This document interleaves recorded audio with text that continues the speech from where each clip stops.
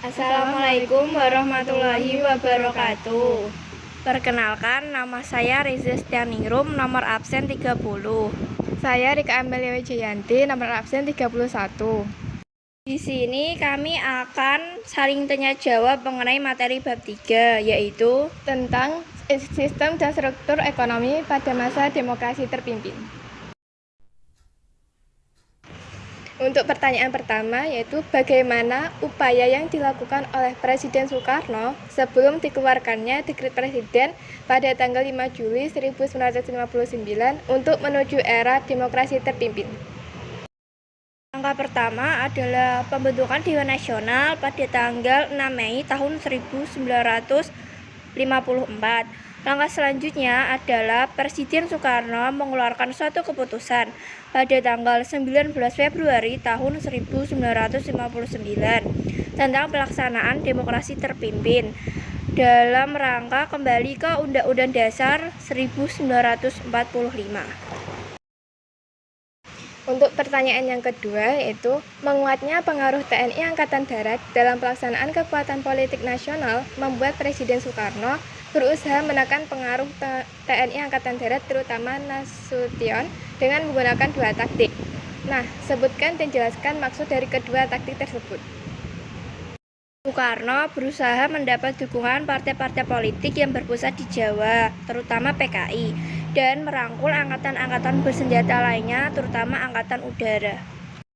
Untuk pertanyaan yang ketiga, yaitu dalam rangka perjuangan pembebasan Irian Barat pada tanggal 19 Desember 1961, Presiden Soekarno mengadakan rapat raksasa di Yogyakarta dan mengeluarkan komando yang disebut dengan Tri Komando Rakyat atau Trikora. Sebutkan isi dari komando tersebut. Isi dari komando tersebut adalah yang pertama, yaitu gagalkan pembentukan negara boneka Papua buatan Belanda. Yang kedua, kibarkan sang merah putih di Irian Barat. Yang ketiga, yaitu bersiaplah untuk mobilisasi umum guna mempertahankan kemerdekaan dan kesatuan tanah air dan bangsa. Pertanyaan nomor 4, yaitu untuk meredakan ketegangan di antara tiga negara, yaitu Malaysia, Filipina, dan juga Indonesia, diadakanlah konferensi Mapilindu pada tanggal 31 Juli sampai dengan 5 Agustus 1963 dan menghasilkan 3 dokumen penting. Apa inti pokok dari ketiga dokumen penting tersebut? Inti pokok dari 3 dokumen tersebut adalah Indonesia dan Filipina menyambut baik pembentukan Federasi Malaysia jika rakyat Kalimantan Utara menyetujui hal itu. Pertanyaan nomor 5. Apa tujuan diberlakukannya kebijakan sunering yang dilakukan oleh pemerintah berdasarkan Peraturan Pemerintah Pengganti Undang-Undang Nomor 2 Tahun 1959? Bertujuan untuk mengurangi banyaknya uang yang beredar untuk kepentingan perbaikan keuangan perekonomian negara.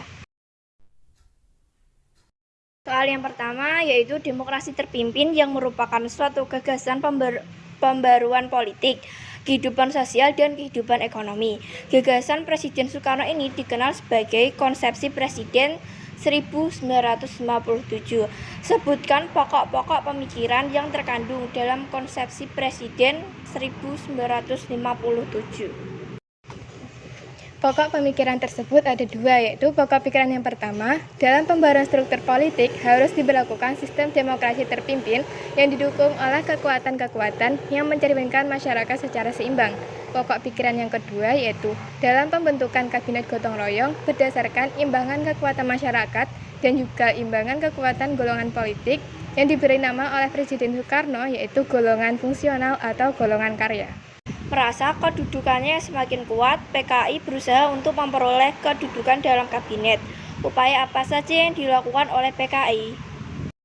Upaya yang dilakukan oleh PKI yaitu diantaranya aksi coret-coret, pidato-pidato, dan petisi-petisi yang menyerukan pembentukan Nasakom.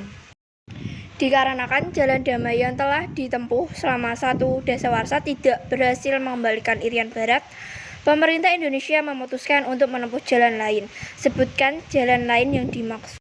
Jalan lain yang dilakukan adalah melancarkan aksi-aksi pembebasan Irian Barat, mulai dari pengambilan perusahaan milik Belanda di Indonesia oleh kaum buruh. Yang nomor 4 yaitu alasan mengapa pemerintah Indonesia menentang berdirinya negara Federasi Malaysia. Karena menurut Presiden Soekarno, pembentukan Federasi Malaysia ini merupakan sebagian dari rencana Inggris untuk mengamankan kekuasaannya di Asia Tenggara. Nah, selanjutnya kita ke pertanyaan nomor 5 yaitu kondisi ekonomi semakin memburuk karena membengkaknya anggaran belanja. Penyebab membengkaknya anggaran belanja tersebut adalah karena adanya pembangunan proyek-proyek mercusuar yang lebih bersifat politis daripada ekonomi. Misalnya pembangunan Monas, pertukaran Sarinah, dan juga kompleks olahraga Senayan yang dipersiapkan untuk Asian Games 4 dan juga Ganevo. Sekian beberapa pertanyaan mengenai bab 3 yaitu sistem dan struktur ekonomi Indonesia pada masa demokrasi terpimpin. Wassalamualaikum warahmatullahi wabarakatuh. Terima kasih.